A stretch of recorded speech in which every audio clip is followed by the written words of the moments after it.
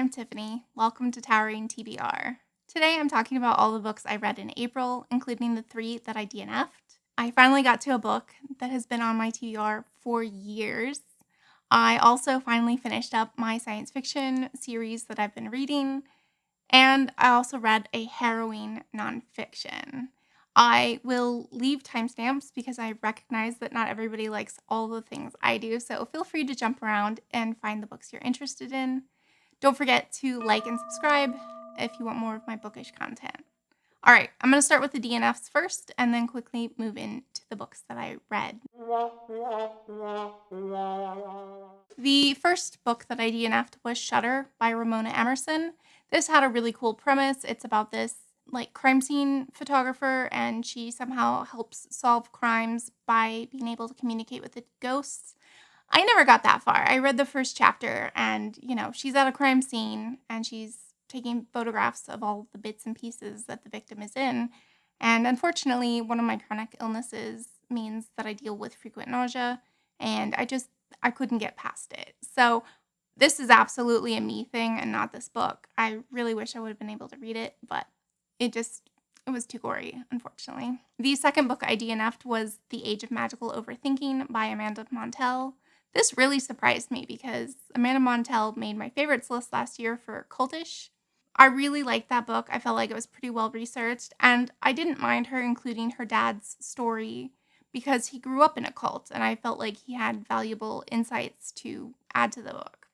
However, in Magical Overthinking, she compares her mom to Taylor Swift, and while her mom is impressive, it didn't feel well researched. It didn't feel like the same quality. It felt very like a fluff piece, and I didn't want that, so DNF'd that pretty quickly.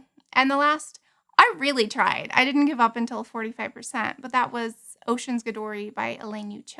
This was on my anticipated list, so I'm going to link that because I've been getting a lot of duds. And if you want to watch it and be like, all right, you should definitely check out this book or definitely avoid this book, I feel like I don't even know myself. Unfortunately, this is a science fiction mystery and there was no tension. I at no time cared about what was going on with the characters. There was nothing special. There's nothing to keep my interest. So I gave up. And I'm actually glad I did, because once I checked Goodreads, a lot of people have given up and wasted even more time and had regretted that. So I'm glad I made that decision when I did.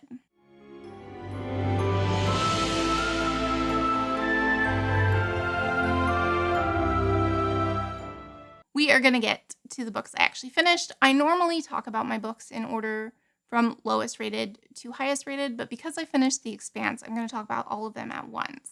The first book I read this month was Tiamat's Wrath. This is book number 8 in The Expanse. This book broke my heart. I cannot tell you why, because spoilers, obviously, but if you've read this, you'll probably know what I'm talking about. So sad. I really enjoyed this book. I was enjoying where the story was going. However, we're really not finding out a lot about the endgame aliens, and I felt like that it's a lot to leave to the last book. Definitely enjoyed Tiamat's Wrath. I then picked up Auberon, which is the short story that actually comes before Tiamat's Wrath. That was fine. I gave it 3 stars. It didn't really add much to the story. I then picked up the last full novel, Leviathan Falls. I am mostly happy with how this ended. I thought it was going to end with us knowing more about the aliens than we did. However, I feel like what happened was realistic, and overall, I gave it 4 stars. I really enjoyed the series. I really enjoyed watching the TV series. I haven't finished that yet, though. I would definitely recommend the Expanse series if you're interested in a 9-book epic science fiction story. I then read the short story that comes after book 9, which is called The Sins of Our Fathers. And I felt that was pretty interesting. Based on what happened in book 9, there were definitely going to be some repercussions. And in this companion story, we kind of get to see how those repercussions affected a specific individual. Cannot say more than that because of spoilers. But definitely recommend. For my Read A 2023 favorites author, I picked up Gillian McAllister. This is her book, Anything You Do Say, although it has been remarketed in the United States as The Choice. So they're the same book. So Gillian McAllister, I've read Wrong Place, Wrong Time, and also Just Another Missing Person. I'm not a huge fan of thrillers, but I really like the way she writes. It's very compelling. So a woman is harassed in a bar, and she starts making her way home. And as she's doing so, she can hear steps behind her, and she's afraid that the person who was harassing her in the bar might be following her. So she quickens her pace and starts jogging down these steps, but we hear the footsteps pick up quicker and they start to run. And so she decides she's going to try to defend herself if he attacks her by pushing them down the stairs. He falls down really awkwardly on some stairs and face down in a puddle. She is basically stuck with a choice. Does she call emergency services and possibly get arrested for hurting this person? Or does she go away and hope that she's not caught for her crime? So we get to see basically two timelines, one where she calls emergency services and one where she tries to conceal her crime. This is definitely one of her weaker ones. It's easy to tell that this is one of her earliest books because it's just not written quite as compulsively as her later stuff. We follow both of the timelines and there's, fallout from both. And I'm not really sure what she was trying to say. Anyways, I gave it a 3. I would say if you like thrillers that have some kind of meatier philosophical questions, maybe you would like it. So if you saw my haul, you will see that I picked up Just for the Summer by Abby Jimenez. I had a couple of Book of the Month credits that I wanted to spend, and I decided to buy this. I've read from the author before. I read Part of Your World and really liked it. I found it really refreshing as a logical conflict between the romantic characters. This is much the same. It feels very realistic. So it starts with an "Am I the asshole?" question from Reddit. If you don't know what that is, it's like an online forum where people can chat. And he talks about how he basically has a curse, and whomever he dates, once they break up, they meet their soulmate and get married and move on. And a woman responds and says, "Hey, I have that curse as well. Let's date and break up, and that way we can find our soulmates." But of course, this is a romance, so it's easy to figure out what's going to happen. And they have some really realistic conflict, and I really liked that.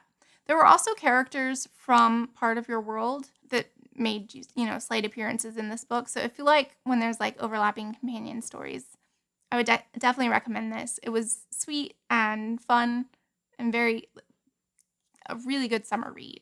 I did want to mention that there's a lot of therapy speak in here, and that did get on my nerves a lot because of the repetition, not because of the mental health representation. I felt like she could have maybe used more words to describe situations rather than being really redundant.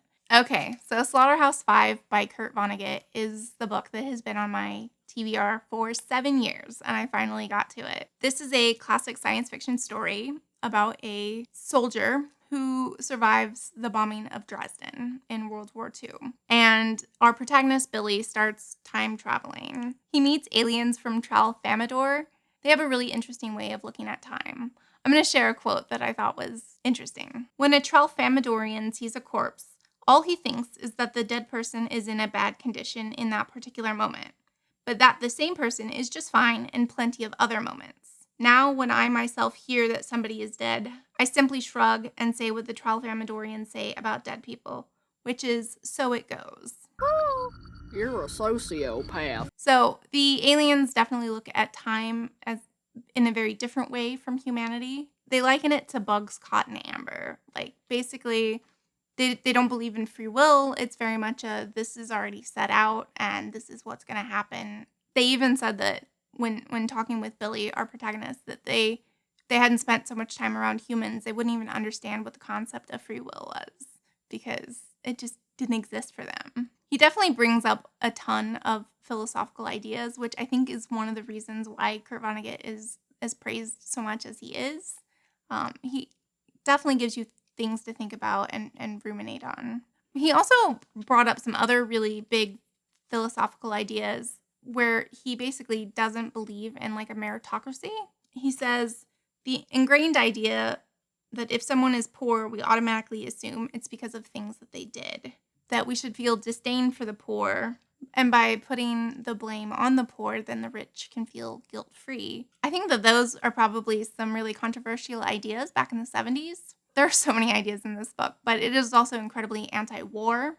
I feel like the time travels might represent kind of PTSD because he'll be, in the future after the war doing whatever he's doing, and then all of a sudden he's back in the trenches. And I think that might have been representative of the PTSD. Like, you're never out of the warfare. Like, it can always bring you back. The story was often like rhythmic and repetitive, but in a way that really worked. This author has a very strong voice, and I listened to the audiobook that was narrated by Ethan Hawke, and I think it was exquisite. He was a very good narrator, and I would definitely recommend this book. It is weird. There's a lot, and it's not a book you're going to fly through if you take your time to sit and think on the topics, but it was definitely worth the read. Do keep in mind that this was written in the 70s, and so there's sexism, racism, ableism, all the isms. I still don't think it detracts from reading the story, but go in knowing that. Then, completely on a whim, I decided to check out You'd Look Better as a Ghost by Joanna Wallace. This cover was the first thing that drew my eye. That and the title, You Look Better as a Ghost. We are following Claire, a part-time serial killer. And unfortunately, she's going through a hard time right now because her dad has just died.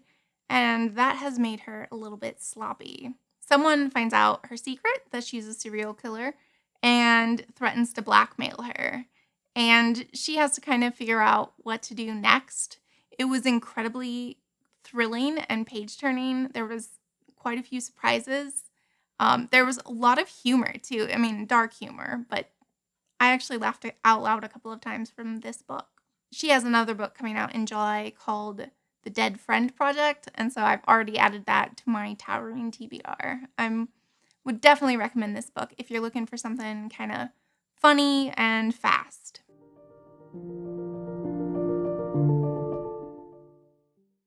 And the nonfiction I read that was incredibly harrowing was American Girls by Jessica Roy. This is the true account of a white American woman who joined ISIS with her abusive husband and her children, and they moved to Syria. This was an incredibly fascinating story about how this woman basically got in this situation and how she made the choices that she did.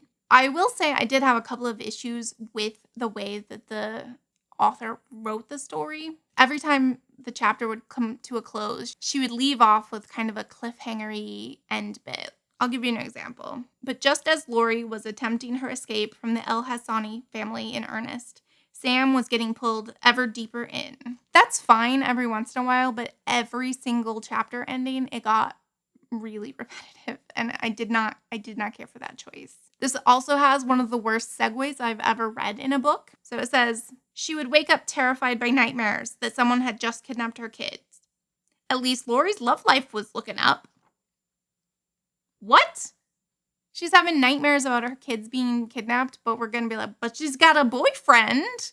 The author also comes across really wish-washy. Like, she starts out by talking about this woman. She was raised in the Jehovah's Witness. She dropped out of school. She was very much naive and uneducated and brainwashed, and she was under the thumb of an abusive husband who coerced her by basically kidnapping their children. Yeah, and so at times she's like, what could she have done that, she was helpful and naive and vulnerable. But on the other times she's like, well, this woman was incredibly reprehensible and did all sorts of stuff and definitely needs to be held accountable. It felt like she couldn't keep both thoughts in her head at the same time. It's like, yes, she needs to be held accountable, but I think it does make sense how she came to make some of the choices that she did, given how her life started out. I found the story fascinating. This is the story about the woman who gets over in ISIS and her sister who tries to bring her and her kids back home. Let me just say all of the trigger warnings for this book. There is so much traumatic stuff in this book. If you can handle the content, it is worth the read for sure. Okay, so those are all the books I read in the month of April. Tell me, what did you read in April? Anything amazing or terrible? Let's have a chat in the comments down below. Thank you so much for joining me. Bye.